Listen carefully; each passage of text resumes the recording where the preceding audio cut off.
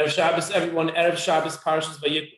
We're going to start off with a question, the way we do every week, a question for you to ask at the Shabbos table.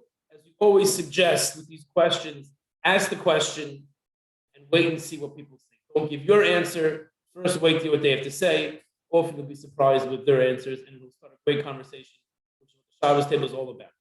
The question for this week is, if you had to think of the defining moments for Moshe Rabbeinu as the leader of Klal Yisrael, as one of the biggest, if not the biggest tzaddik to ever walk the face of the earth, what were those defining moments that made Moshe Rabbeinu into Moshe Rabbeinu?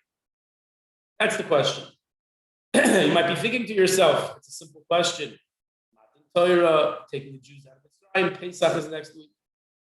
But I want to share with you a medrash that I'm actually going to read on the computer here. That's where I have it, so I beg your indulgence as I read off the screen.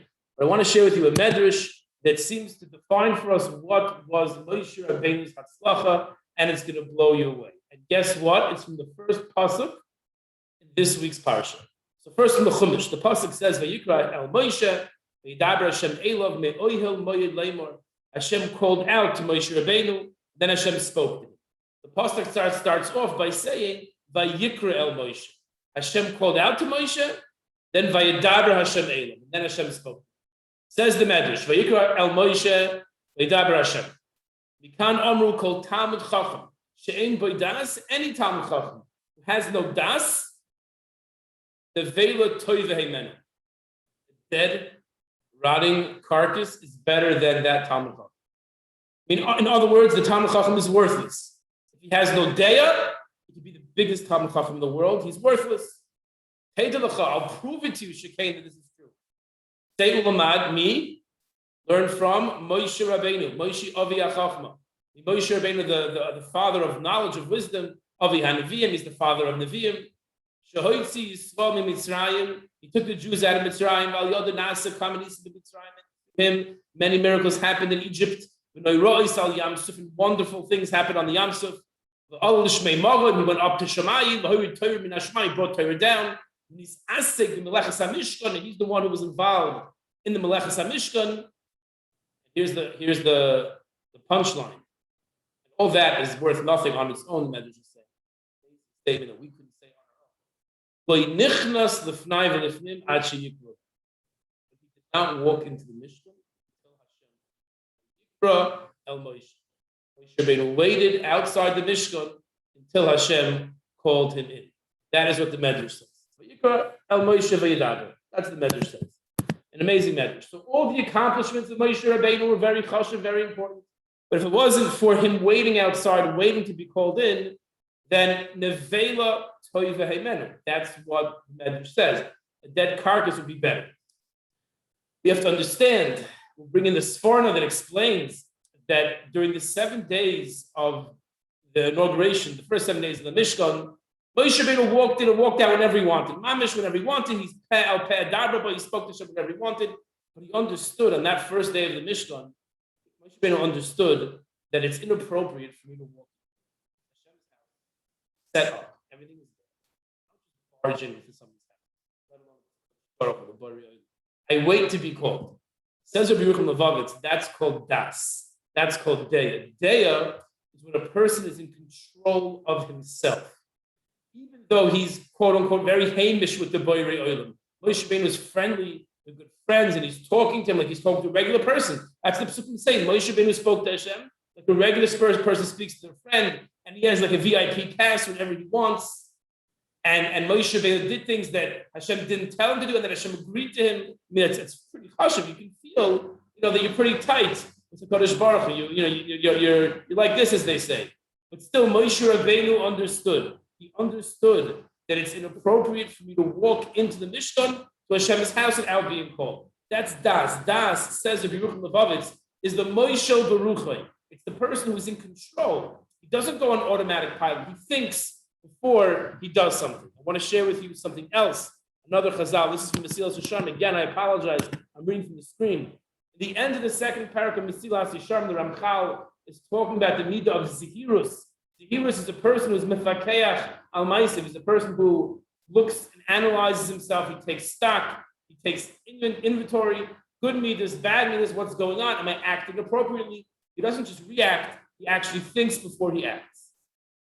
Says the Mesilas Yesharim in the end of the Perek Bey, Im einam fakeach al atzmai, but if a person aval, the person is not going to look at himself, he's not going to be watchful over himself. Hashem for sure is not going to watch over him. The person himself isn't chas on himself. Why would HaKadosh Baruch Hu have Rachmanis on him? Is what we say, or B'Seiris Zikram Levracha, B'Gmar Brachas Daf Lamed Gimel, Kol Mi She'ein Boideya, Aser L'Rachem Olav. Whoever doesn't have Deya, whoever doesn't have Das, it is Aser to have Rachmanis on him. Zokti Mesilas Yesharim, you know what Das is? You know what Deya is? The Moishel Baruchai, the person being in control. We're learning between Mincha and Ma'ariv in the shul during the week, Pirkei Avos. We pointed out last night that Pirkei Avos starts off, what's the first piece of advice? This whole Masechta is dedicated to Chazal telling us how to become a chassid. Chazal telling us how to act, how to behave. The first piece of advice, and we all know that everything goes after the beginning. Schal is the most important. Not all the advice in Pirkei Avos is important, but the first piece of advice, Havei misunin badim. Become, be collected, think, be deliberate, don't react. Someone does something that I don't like. Do I lash out at them? Those people often pay a very serious price for their behavior. Because more often than not, if a person thinks about it a second time, he realizes there's no real point. That really wasn't worth it in lashing out at that person. The Rabbeinu Yoina on that Mishnah says that ta'os ba'adam is matzui. It is common, and Rabbeinu Yoina is talking about a Mishnah who's talking to Tanoim. Rabbeinu Yoina is talking to Rishonim. And even on those levels, those Yidden that we can't even begin to compare ourselves to them. But even so, they also needed the reminder of Havei Misunim Badin. Havei Misunim Badin is Zihirus. It's a person thinking. Think things through. Don't react. Don't react to things. A person has to act. He has to think.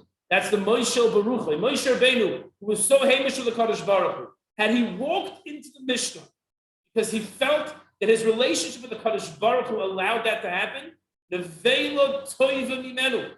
The Medrash says the Yitzias Mitzrayim, the Kriyas Yamsuf, the Man, the Matan Torah, the Mishnah is all worth nothing.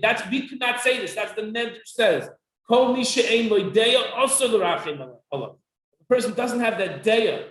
Deya is the Moishel Baruchai, the person who's in control of himself. We should all be zoiche to have that deya, especially in stressful situations, but really in all situations, to have that deya, the Moishel Baruchai, not to be those people who, if something happens then they don't like, they lash out and they end up losing. Those people always end up losing, but to be from the other group of people who think, calm, cool, and collected, and have deya, we should all be zoiche to have a chag, kosher, v'sameach. Good Shabbos to everyone.